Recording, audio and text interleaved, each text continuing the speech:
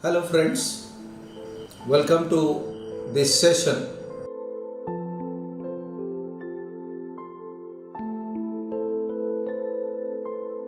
I am Dr. Srikanth Mahapatra, Vice Chancellor, Odisha State Open University, Sambalpur.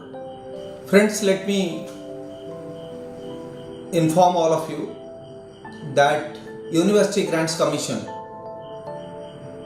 has taken up the responsibility of open and distance learning system from the Distance Education Council, which was earlier handled by Indira Gandhi National Open University in the year 2013.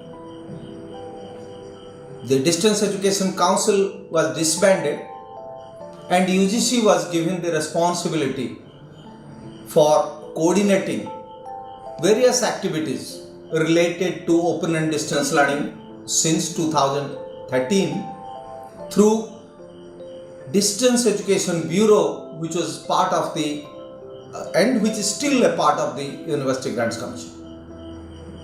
The UGC has come out with a new regulation in the year 2017 for open and distance learning system in the country, and it is effective from July 2018. Today we will be discussing some of the basic aspects of the UGC regulation, because as an academic counselor you should know what the rule book says.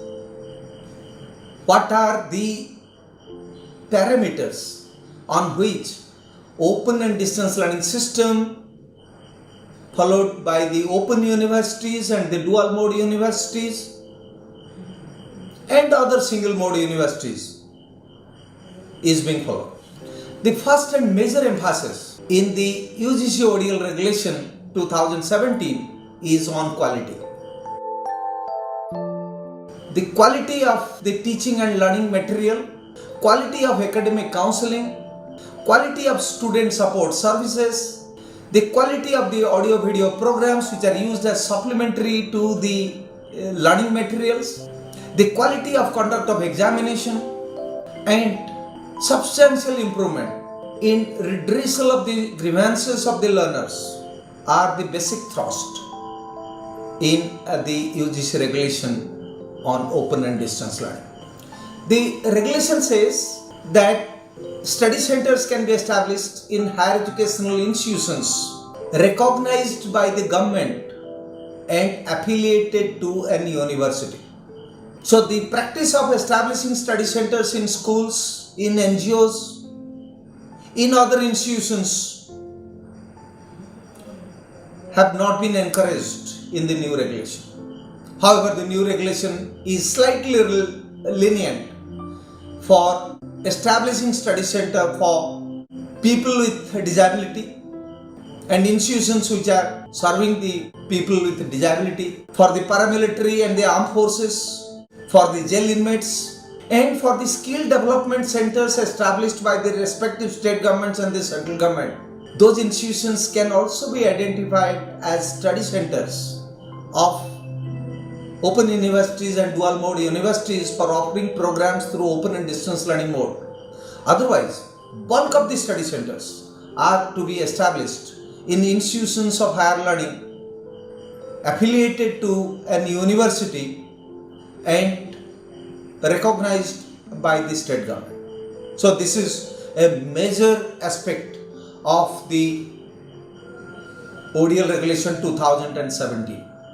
The second important aspect of ODL regulation is that for the first time it encouraged the open universities to go for NAC accreditation, National Assessment and Accreditation Council, popularly known as NAC, was only responsible for accreditation of regular universities and colleges. So ODL regulation has said that from the date of implementation of this regulation, any ODL institution which is 5 years old or more or has produced 2 batches of learners should apply and get NAC assessment done within a period of 1 year.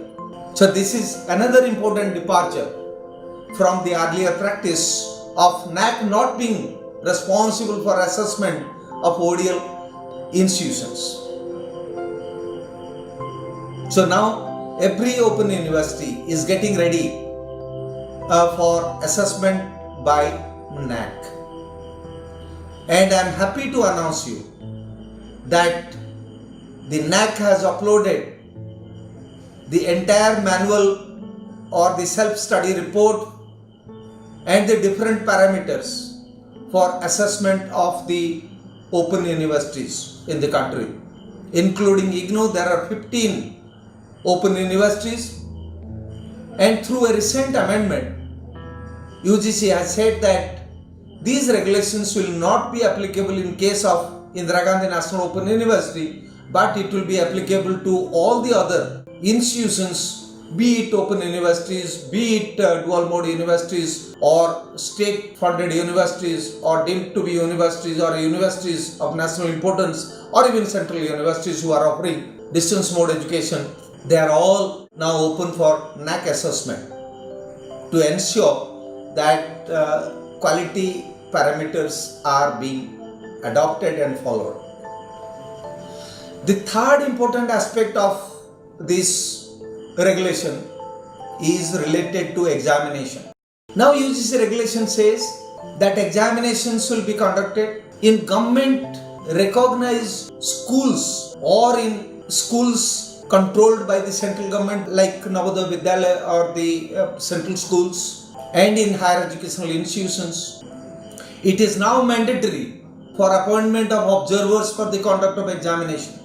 So it is a major departure from the earlier practice that examination is to be conducted at designated places under CCTV surveillance with biometric attendance so that genuine learners appear the examination, and examination is conducted strictly as per the guidelines prescribed by the higher educational institutions or the university's grant commission, and all recordings are to be maintained for the next 10 years by the institution providing education through distance mode. The third important regulation is related to the support services to be provided to the learners. The regulation says that the counselors should be drawn from the higher educational institutions who are having required UGC qualifications and necessary experience. And there is a restriction on the number of learners to be admitted in each study center. And there is also a prescribed norm for the number of counselors to be appointed for each course or each program of study. If a same program of study is offered at UG level and PG level, the number of teachers, full-time teachers in a higher educational institution should be minimum 5. So there will be a panel of counselors, there will be a panel of teachers, there should be proper self-instructional materials available and given to the learners. The universities have to abide by some mandatory disclosures which the new regulation says. The mandatory disclosures are the institutions where the study centers are located are to be displayed on the university website. The recognition given by the UGC for specific programs for specific period are to be uploaded on the website of the university. The list of learners who are admitted fresh and through re-registration is to be uploaded on the website. The fee that is being charged from the learners is to be uploaded on the website. The prospectus and the general guidelines related to admission and conduct of examination and teaching learning process are to be uploaded on the website. These are all mandatory disclosures, and every educational institution offering program through open and distance learning mode have to display all these information for all stakeholders on their website. As far as teaching learning process is concerned, the UGC has also prescribed the number of counseling sessions to be conducted, both for the theory and the practicals. The number of assignment to be submitted. If it is a 2-credit course, the student have to submit 1 assignment. For a 4-credit course, there are 2 assignments. For a 6-credit course, there are 3 assignments. For an 8-credit course, there are 4 assignments. And these assignments are to be evaluated by the approved academic counselors only, and the students are to be informed about their performance in the assignments so that they will improve in the term and examination. The UGC regulation also prescribed for a very important institutional mechanism called Center for Internal Quality Assurance, that is CIQA. The Center for Internal Quality Assurance has to be headed by a person not below the rank of a professor, and it is the responsibility of the CIQA to ensure that the self-instructional materials are ready, the program project report is ready, the evaluation methodology is ready, the counseling support and the video lessons are all in line with the program, and all parameters prescribed for maintaining quality in teaching learning process have been followed by the respective program coordinators when they have prepared the program project reports. So each program project report is to be placed before the Center for Internal Quality Assurance, and the minutes of the Center for Internal Quality Assurance are to be uploaded on regular basis on the university website. And all the programs, academic programs that are on offer by the university are to be approved by the University Grants Commission. The regulation says that there has to be program approval for each program, and open universities have not been allowed to offer programs which are offered by the statutory bodies like AICTE, like National Council for Teacher Education, by Indian Nursing Council, by Medical Council of India, by Bar Council, or by CSIR, etc. Unless specific approval has been obtained from these statutory bodies, open universities have not been allowed to offer any program where prior approval of statutory bodies is important. There is another important aspect of the UGC ODL Regulation 2017 that is related to online redressal of the grievances of the learners. It has been made mandatory for all the universities offering programs through ODL mode to have an online grievance redressal portal for time-bound redressal of the grievances of the learners. And it is the responsibility of the university to make this portal available on the website and to monitor the time taken for the redressal of the grievances of the learners.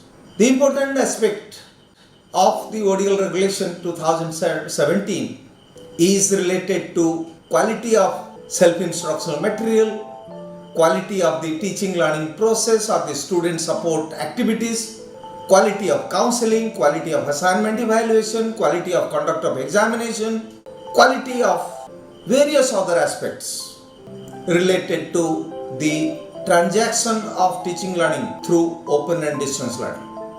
I am very happy that the UGC guidelines is applicable to restricted number of dual mode universities, in the sense that those who have 3.26 or above as per NAC accreditation, they have been allowed to offer programs through distance mode, provided they give an affidavit to UGC that they will all follow the UGC Regulation 2017.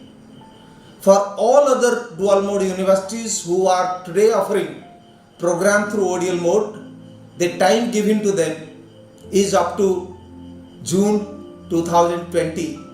By that time, they have to obtain 3.26 through NAC assessment, or they have to close down the programs that they are offering. But this is not applicable in case of open universities, because none of the open universities, including Indira Gandhi National Open University, have so far been accredited by NAC. So I expect that in the next year, most of the open universities will have NAC accreditation and will ensure that they get good grades to continue with the programs that they are offering by maintaining quality and by analyzing and monitoring the learning outcome of the learners which is being transacted to the teaching learning process. Thank you very much.